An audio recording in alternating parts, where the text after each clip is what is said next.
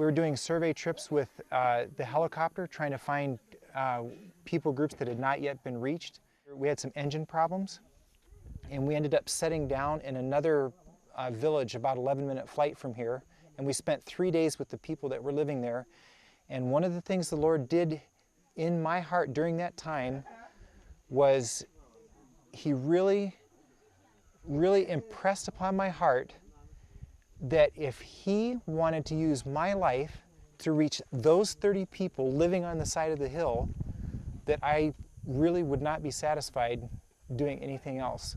And that's where I would find the most joy and satisfaction at the end of my life. So it was a real revelation to me to go from looking for this large people group to use my life for as many as possible, to just using it where the Lord wanted to place me in His orchestration of things.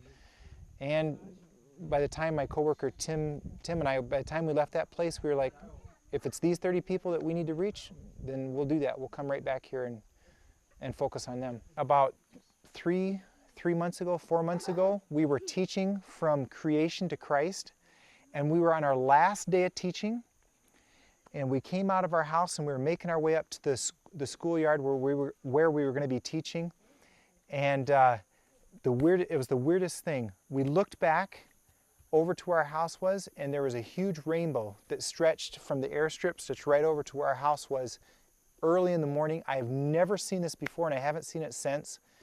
And the Moy people who were gathering for the teaching, they looked at that, and the word for a rainbow is batamo, which means Spirit's walking stick. Whenever they see a rainbow, it is something that is terrifying to them. They believe that there's a huge spirit that's walking through their neck of the woods. Here we are on our last day of teaching. This rainbow stretches over there.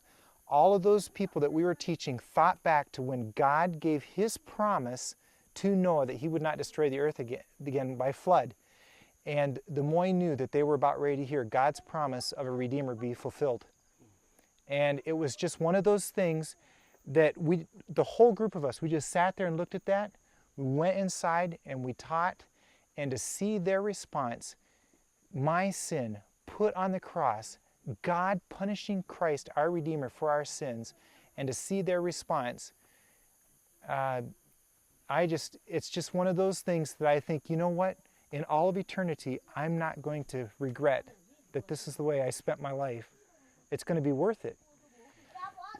We forget it. We forget that sometimes. Sometimes it gets pretty rough, but then we have those moments, and God is just so gracious to us and assures us that it's going to be worth it.